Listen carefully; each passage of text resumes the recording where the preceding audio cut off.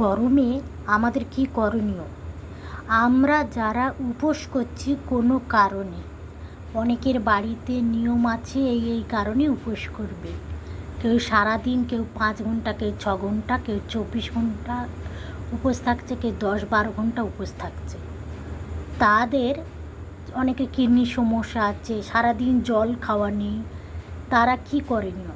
তারা অতি অবশ্যই জবা ফুলের পাতা, যাকে হিবিস্কাস লিফ বলে, যাকে চাইনারস লিফ বলে, ওই পাতা ভালো করে জলে ভিজিয়ে ডিফারেন্ট কালার যে কোনো জবা ফুলের পাতা নিতে পারবে। 5-6 না ভিজিয়ে ভালো করে রেখে দেবে পরিষ্কার জলে।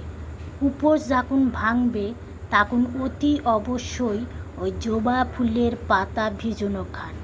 সারাদিন যে তুমি জল খাও না, তোমার কিডনি, পুরো বডিতে জলের যে অভাবটা আছে, দেখবে যাদের একটু কিডনির সমস্যা আছে, অনেক কিছু সমস্যা আছে, তাদের দেখবে 2 সাইডে খুব যন্ত্রণা করে। পেচ্ছাপ টয়লেট করতে গেলে টয়লেটে মনে হচ্ছে যেন সে গুড়ের বাতাসার জল বা বেদানা, একটা কেমন লালচে টাইপের, একটা কষ টাইপের বেরোয়। ওইগুলো হবে না, বারে বারে জ্বালা করছে। যাদের ইউরিনের জায়গা বারে বারে টয়লেট করতে গেলে জ্বালা করে, ভীষণ অস্বস্তি লাগে, তারা অতি অবশ্যই জবা ফুলের পাতা খান। আলসারের হাত থেকে মুক্তি পাবেন, নার্ভের নানান সমস্যার হাত থেকে মুক্তি পাবে, আর অনেক কিছু। তুমি এইগুলো খেতে থাকো। যাদের খুব জলের সমস্যা বাড়বে, পাশ ক্লিন করবে, খুব ভালো। বেদানা খোসা ভিজানো খাল, থালগুল পাতা খান, থালগুল পাতা খান, থালগুল পাতা বেটে রসটা খান। না তো যাদের পেটে রক্ত আমেশা হচ্ছে, রক্ত আমেশার জন্য আমি ওই বট আর অশ্বত্থ পাতা 1 ফোঁটা 2 ফোঁটা করে রস সকালবেলা বাতাসার সাথে খেয়ে খালি পেটে খেতে বলেছি। না তো পেঁপের আটা খাবে। যাদের খুব জলের মতন পায়খানা হয়, তারা বেলপাতার শেকড়, বেল গাছের শেকড় তুলে মুড়ির সাথে খাবে।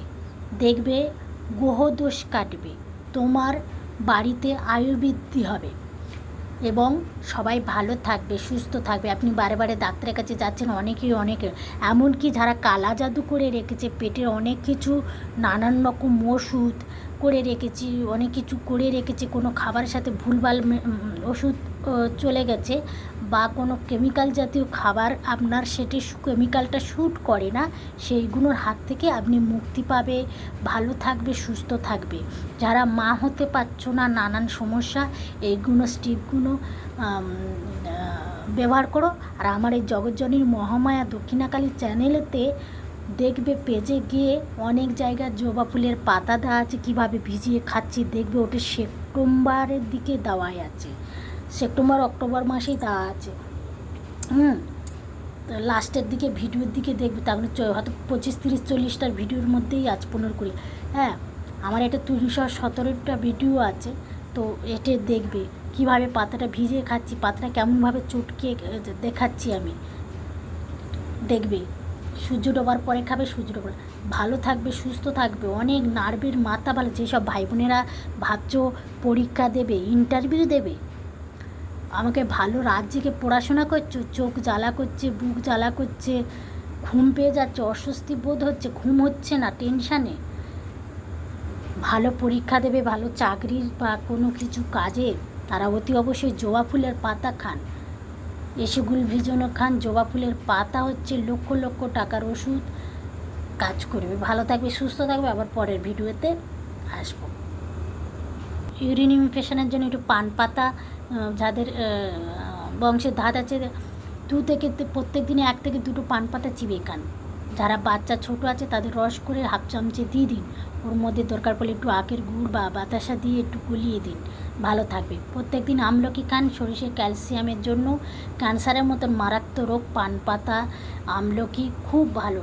এখানে আমার দাওয়াই আছে, ভালো থাকবে, সুস্থ থাকবে। একটা কাঁচের কাপের মধ্যে সবুজ রঙের, ওখানে বলা আছে। ভালো থাকবে, সুস্থ থাকবে।